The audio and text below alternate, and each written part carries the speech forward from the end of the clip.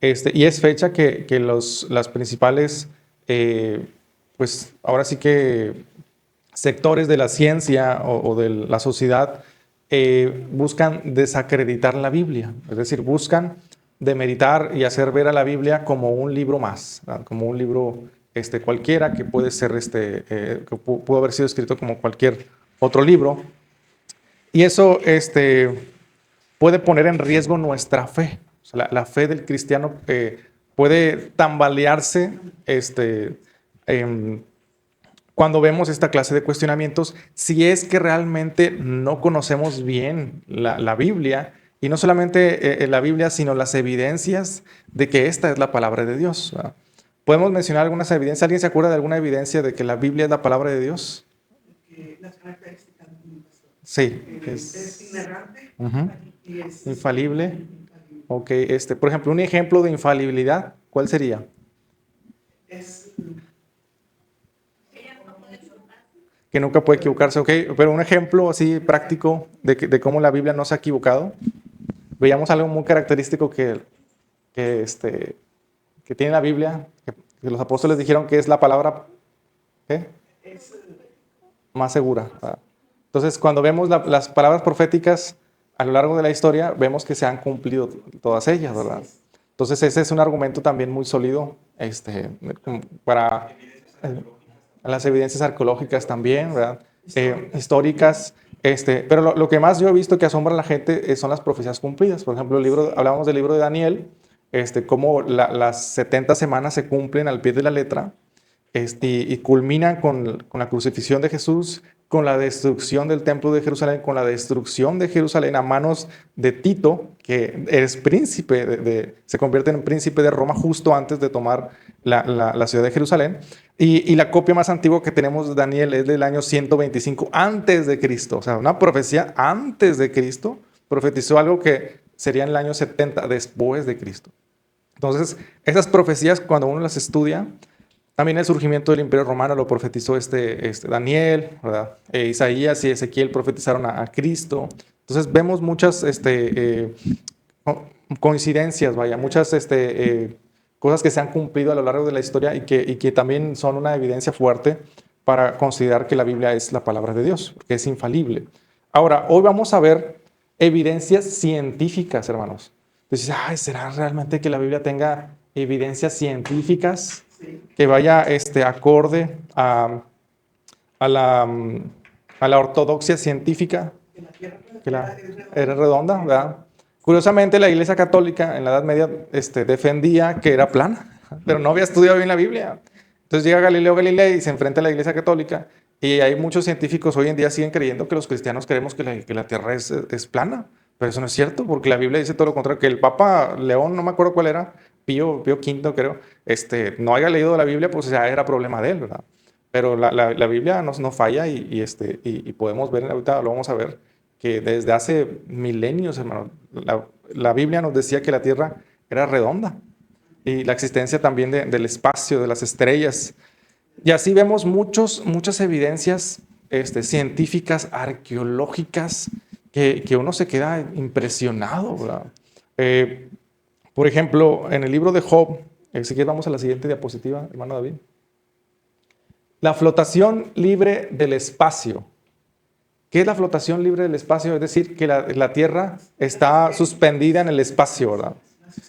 Sí, esta fue hasta 1687 cuando oficialmente la ciencia reconocía este descubrimiento a manos de Isaac Newton, algo que la Biblia en Job había mencionado 4000 años antes. Fíjense qué tremendo, hermanos. Ahora, Nicolás Copérnico también, más o menos unos 100 años antes de Isaac Newton, había propuesto que la Tierra era redonda, pero fue hasta que Isaac Newton hizo estudios y se me hace que la Tierra está flotando. O sea, y entonces vemos otros libros, por ejemplo, una de las razones por las cuales a veces me han preguntado, oye, ¿y por qué el cristianismo? ¿Por qué no el hinduismo? ¿Por qué no el taoísmo, el confucianismo? ¿Por qué no el islam? ¿Por qué el cristianismo es la religión verdadera? Y es aquí donde tenemos que ponernos analíticos y decir, pues mira, los libros hindús sagrados decían que la tierra estaba sostenida sobre 4 elefantes. Y hoy en día sabemos que no hay 4 elefantes gigantes sosteniendo la tierra. Pero en cambio Job, en la Biblia, Job 26:7 dice, Él extiende el norte sobre vacío y cuelga la tierra sobre la nada. Increíble, hermanos. Y le estoy hablando que la copia más antigua de Job es del año 200 antes de Cristo, aunque algunos historiadores creen que su escrito viene desde 2000 antes de Cristo. O sea, es un conocimiento que en la ciencia se le podría llamar anacrónico. Es decir, que no corresponde a su tiempo o a la corriente de pensamiento del tiempo de Job. O sea, se adelantó milenios, hermanos. O sea, se adelantó milenios en el conocimiento de cómo la Tierra, hoy en día sabemos que los planetas flotan. O sea, no hay gravedad en el universo, entonces están flotando uno tras otro, ¿verdad? Y eso es algo bien tremendo. Y dices, wow, ¿verdad? ¿Cómo es que la Biblia sabía esto desde hace más de 2000 años? Dios le reveló, es la única respuesta. Ahora, hay decenas, hermanos, de evidencias, pero yo aquí recopilé las más prácticas y las más fáciles de entender, y que también considero yo que son las más impactantes, ¿verdad? Para mí. Hay otras, como por ejemplo, el libro de Job también habla de Behemoth, que algunos científicos, al ver la descripción de Enoch, lo asocian con un dinosaurio, que es un Diplodocus.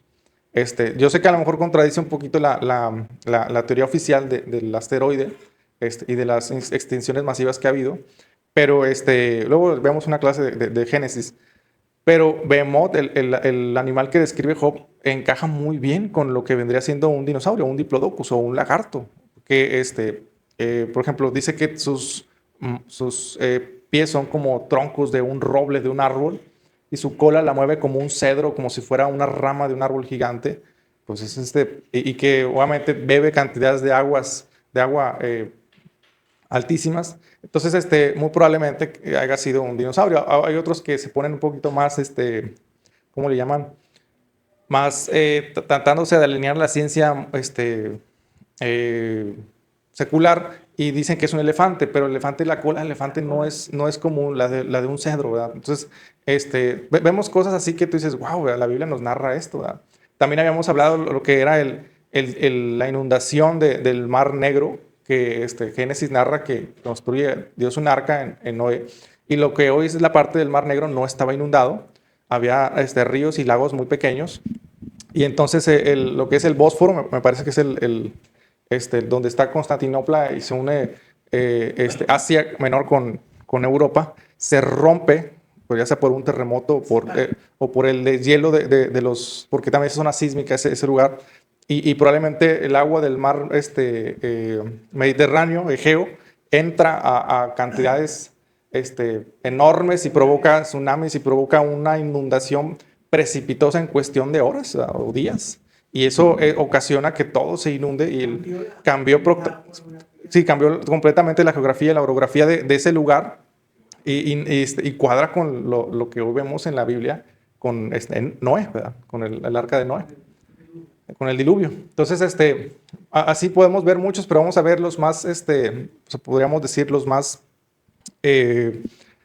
impactantes. Ahora, debo mencionar, hermanos, que Isaac Newton era cristiano, o sea, él era creyente, o sea, él era creyente, de hecho también Copérnico era cristiano. La mayoría de los premios Nobel de física, de química, han sido cristianos, han sido creyentes. Y entonces, muchas veces el ateísmo quiere colgarse la medalla de decir, nosotros creemos en la ciencia y los hombres más inteligentes son ateos. Y no es cierto, ¿verdad? Por ejemplo, fueron cristianos. Por ejemplo, un hombre llamado Luis Pasteur, él dijo, la poca ciencia te aleja de Dios, pero la mucha ciencia te regresa a Él, ¿verdad? El padre de la microbiología moderna es Luis Pasteur, y gracias a él tenemos los Tetra Pak, ¿verdad? Y podemos conservar los jugos y todo lo que viene siendo el proceso de pasteurización, pues fue desarrollado por él. Y los científicos más prominentes han sido creyentes. Y curiosamente, los ateos han sido más filósofos. Fíjense qué curioso. Los ateos han sido más filósofos. Y yo me he dado cuenta de eso, que la mayoría de los ateos suelen inclinarse por filósofos. Sí, Copérnico era teólogo, de hecho lo mandó llamar el Papa para desarrollar. También Newton era teólogo. Sí, uno protestante, otro católico. Sí, la mayoría de los científicos y premios Nobel y los grandes hombres de ciencia y los más inteligentes que ha habido en este planeta han sido creyentes, ¿verdad? Han sido, ya sea creyentes en Dios, tanto del lado católico como del lado cristiano. Y eso pues es un duro golpe para el ateísmo, porque se quieren colgar del discurso de que los hombres más inteligentes son ateos y no es cierto. No es Los cierto. filósofos como Platón, Aristóteles y todos ellos eran como más alejados, como dice filósofos. Sí, algunos de ellos eran ateos. Por ejemplo, Epicuro, me parece que Platón también no creían en Dios. Otros sí lo eran, pero la mayoría no, ¿verdad? Porque la filosofía trata de argumentar con el pensamiento en lugar de con las evidencias y con el método científico. Y esto es muy importante, porque la ciencia tiene unas reglas que le llaman el método científico, que es el método de observación, de experimentar y obviamente sacar conclusiones en base a la comprobación de la observación y sacan conclusiones a base de experimentos. Para que algo sea una ley, por ejemplo, las leyes de Newton, tuvo que haber sido estudiada, observada, experimentada y comprobada. Se planteó un proceso, un proceso, y no solamente eso, sino que otro científico también tiene que replicar lo que tú y llegar a las mismas conclusiones que tú, para que ahora sí se convierta en una ley, ¿verdad? Fíjense qué curioso, la teoría de la evolución no es una ley, ojo, es una teoría. Una teoría es la hipótesis más aceptada respecto a un tema que no ha sido comprobado. Fíjense, hay que tener eso en mente porque muchas veces cuando uno dice, yo no creo en la teoría de la evolución, pero ¿cómo? No es una ley. Yo voy a creer hasta que sea una ley, como las leyes de Newton, ¿verdad? O las leyes de la física, de la termodinámica. O sea, son leyes que ya están comprobadas. Pero la evolución, ¿cómo se comprueba? ¿Cómo se comprueba? ¿Verdad? O sea, no hay manera de vivir tantos años para que sea comprobable, ¿verdad? Igual que la teoría del Big Bang, ¿verdad? La teoría del Big Bang también no es una teoría, no es una ley, pero es una teoría que trata de explicar el origen del universo. Aunque a mí la teoría del Big Bang me encanta, hermanos, porque no se puede explicar sin Dios. Porque la teoría del Big Bang dice que a partir de una explosión se creó el universo. Y eso implicaría que forzosamente tuvo que haber algo que detonara esa reacción, una acción proporcional a la reacción resultante. Y eso forzosamente nos lleva a que un ser externo pues hubiera metido mano ahí. Y no se puede, no hay una explicación. Y de hecho los ateos y sobre todo científicos que no son creyentes han tratado de migrar de la teoría de la evolución, precisamente por esos cuestionamientos, de la teoría del Big Bang, precisamente a la teoría del universo eterno, o a la teoría de los multiversos, que también ha sido muy polémica en los últimos años. Pero la teoría del universo eterno, pues ya ha sido refutada porque se ha comprobado que el universo está en constante expansión. No es eterno en ese aspecto, porque si está en expansión, quiere decir que tuvo un origen, ¿no? Hubo un momento en donde se empezó a separar y por eso el movimiento continúa, ¿verdad? O sea, tiene un recorrido el universo. Y los multiversos, pues realmente es una teoría que pues no hay manera de comprobarla. O sea, no veo la manera de que puedan comprobar la teoría de los multiversos. Pero bueno, vamos a continuar, hermanos. ¿Qué otras evidencias tiene la Biblia acerca de la ciencia? Vamos a la siguiente diapositiva, hermano David. Corrientes oceánicas. Fue hasta principios del siglo XV cuando en Sarges, Portugal, en una escuela de navegación, comenzó a estudiarse las corrientes oceánicas. Fíjense lo que dice Salmos 8:8. Las aves de los cielos y los peces del mar, todo cuanto pasa por los senderos del mar. ¿Verdad? O sea, el salmista aquí ya tenía conciencia por inspiración del Espíritu Santo que había senderos, caminos en el mar. Entonces uno dice, ¿cómo puede haber caminos en el mar? Bueno, hay caminos en el mar. Y aquí vemos en este mapita, a ver si se alcanza a apreciar, las corrientes oceánicas. Las corrientes oceánicas, hermanos, ya después cuando se descubrieron, permitieron el comercio global.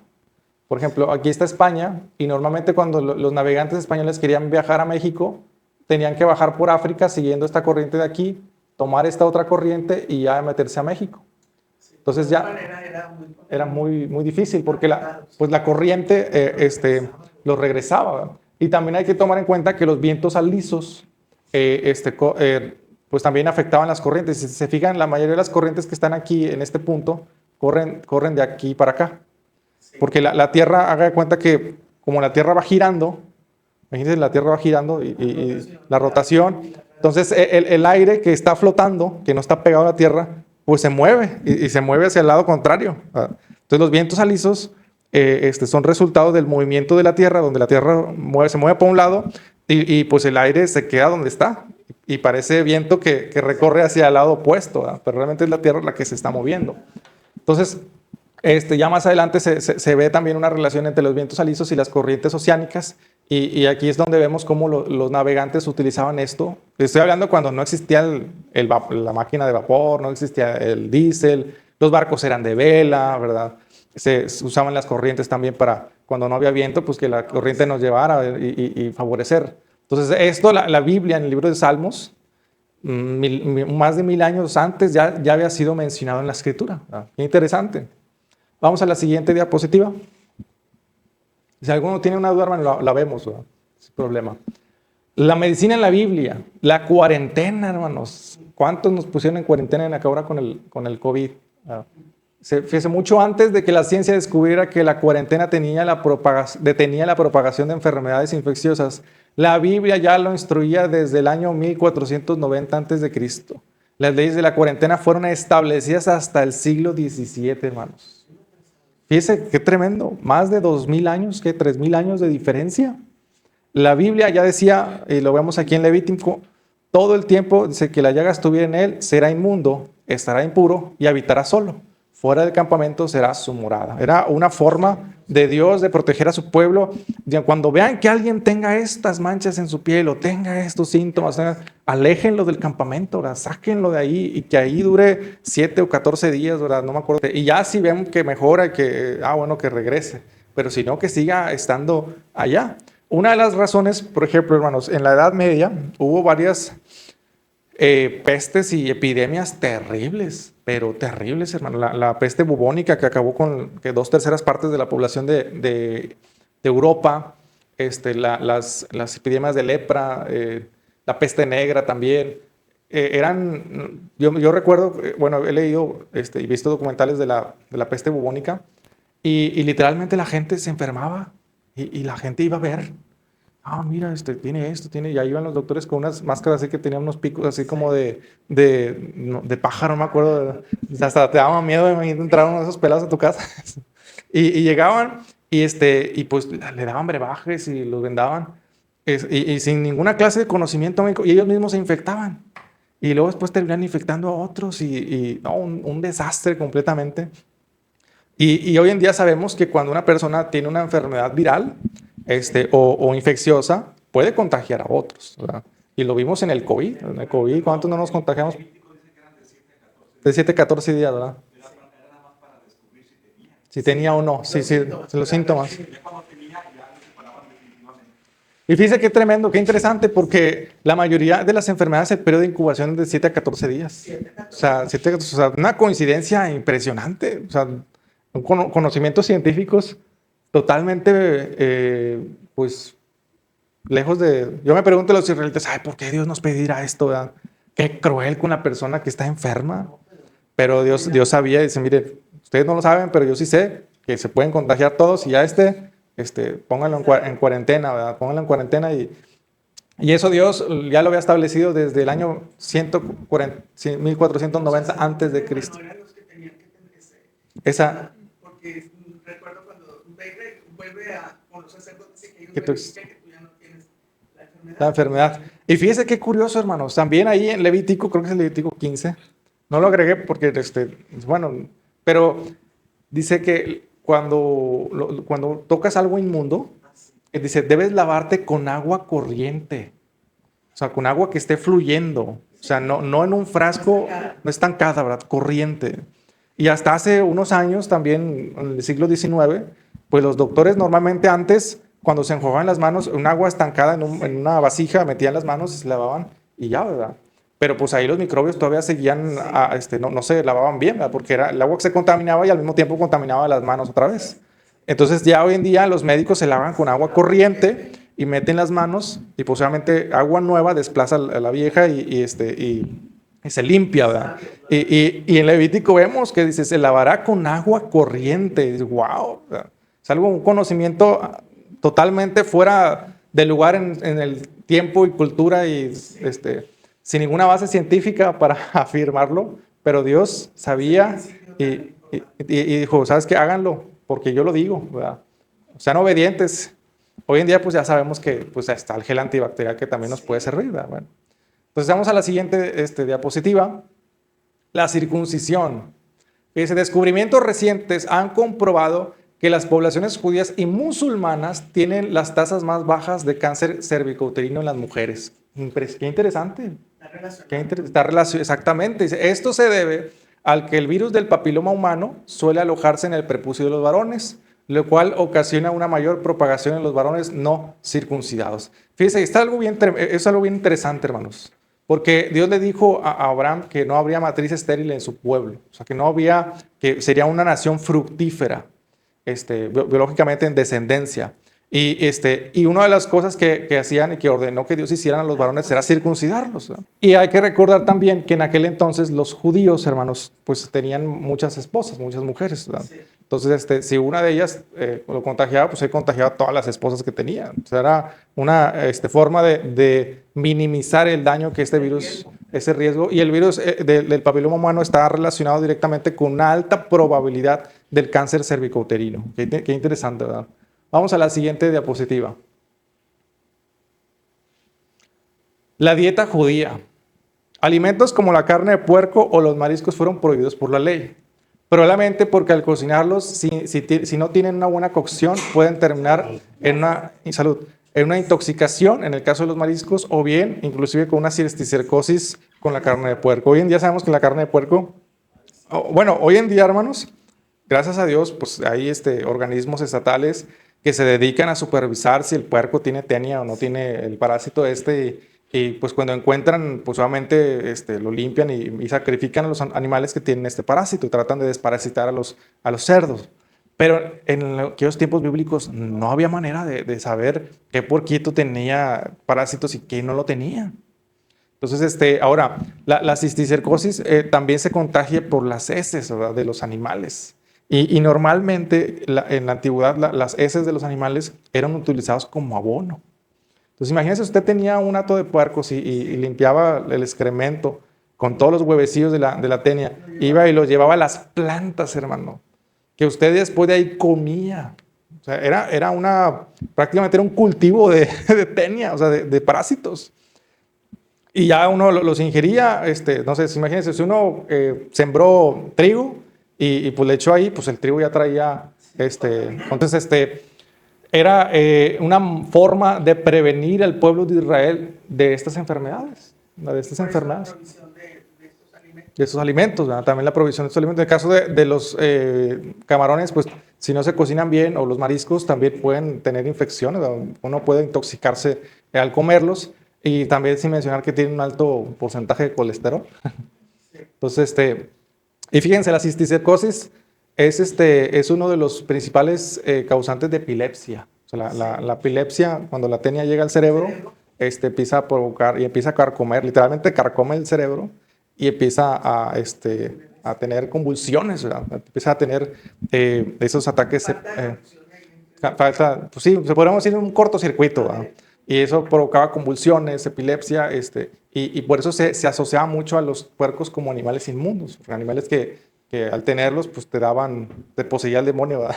Pero realmente era consecuencia de la enfermedad. Ahora, sí hay posesiones demoníacas que provocan convulsiones, pero no toda la epilepsia es ocasionada por demonios, ¿verdad? Puede ser ocasionada por una enfermedad como la cisticercosis, ¿verdad? Entonces, gracias a Dios, no se preocupe, hoy en día tenemos desparasitantes, no se olvide desparasitarse, y cada año tenemos que hacerlo, y pues eso nos ayuda. El Oxel, ¿verdad? O el que te dan en la secundaria, el albendazol, ¿verdad? Sí. Y gracias a Dios, pues ya tenemos desparasitante y ya no hay que comer tanto en la calle. Entonces vamos a la siguiente diapositiva. Fíjese, este está bien tremendo, hermanos. No, a mí me voló la cabeza cuando yo vi este descubrimiento. Este tiene poco. O sea, prácticamente es un descubrimiento científico prácticamente nuevo para los científicos. Adán y Eva, hermanos. Dice, según la genética poblacional humana, el Adán cromosómico, ya hay que recordar que los hombres tenemos el cromosoma Y, ¿verdad? O Adán cromosómico Y, habría sido un hombre africano que en la evolución, obviamente estamos hablando de un artículo que es ateo, que no es cristiano, en la evolución humana corresponde al ancestro común más reciente humano masculino que poseía el cromosoma Y, del cual descienden todos los cromosomas Y de la población humana actual. En pocas palabras, todos tenemos un ancestro varón en común. Y eso ya lo demostró la ciencia, hermanos. El Adán cromosómico, ¿verdad? Y obviamente esa evidencia está en el cromosoma Y, esa evidencia científica y genética. Ahora, eso no es todo, hermanos, no termina aquí. Según la genética humana, la Eva mitocondrial fue una mujer africana que en la evolución humana, porque estamos hablando que es un artículo que no es cristiano, corresponde al ancestro más común y más reciente femenino que poseía las mitocondrias de las cuales descienden todas las mitocondrias de la población humana actual. En pocas palabras, hubo una mujer de la cual todos descendemos, hermanos. ¡Qué tremendo! Que lo está reconociendo, y la Biblia lo dice. Dios creó a Adán y creó a Eva, a dos hombres, y de ahí tenemos un ancestro común. Y yo cuando lo leí, me quedé impactado, digo, wow. O sea, y está rastreado estos hallazgos mitocondriales, esos hallazgos genéticos.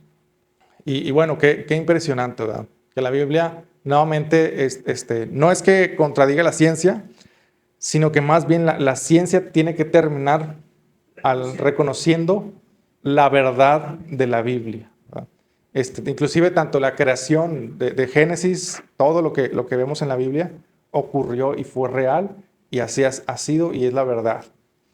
¿Hasta aquí alguien tiene alguna duda, hermanos? Preguntas, ¿verdad?